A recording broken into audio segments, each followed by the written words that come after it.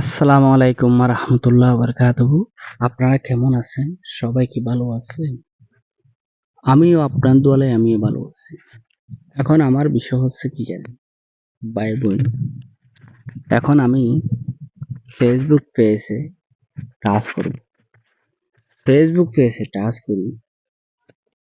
আপনারা কি কিছু অপশন দেখাবার জন্য আমি চেষ্টা করতেছি। আপনারা একটু ফলো করে দেখেন। এই ফেসবুক পেজে এটা দেখছেন? ফেসবুক পেজে এই অপশনগুলো আমাকে আজকে অনেকদিন যাবত এই ছোট্ট নোটিফিকেশন গুলো দিচ্ছে। এটা কি আপনার মাধ্যমে দিচ্ছে কি আপনার মাধ্যমে দেই নাই? সেটা হচ্ছে আমি এখানে টাচ করছি। এখানে টাচ করিবার সাথে সাথে আমাকে এমন কিছু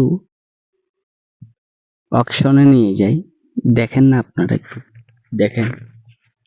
এখানে অপশন কটা বাইর হচ্ছে দেখেন।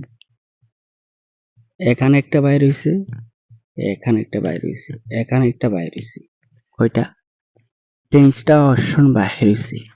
300 অপশনের মাধ্যমে আমি যদি এখানে টাচ করি, এখানে টাচ করার সাথে সাথে কি হয়, যেগুলো আমি রিলস ভিডিও আপলোড করলাম এই রিলস ভিডিওর অপশন গুলো এখানে শো করে। এখন দোসরা হচ্ছে আর এখানে যদি টাচ করি আমি, এখানে টাচ করলে কোথায় চলে আসে দেখেন, আর এই গ্রুপে চলে আসে। এই গ্রুপে চলে আসার কারণটা হচ্ছে কি জানেন? এই গ্রুপে চলে আসার কারণটা কি জানেন? আপনারা কি বুঝতে পারেন? হ্যাঁ, দেখেন আমি আপনাকে কি দেখাবার জন্য চেষ্টা করব।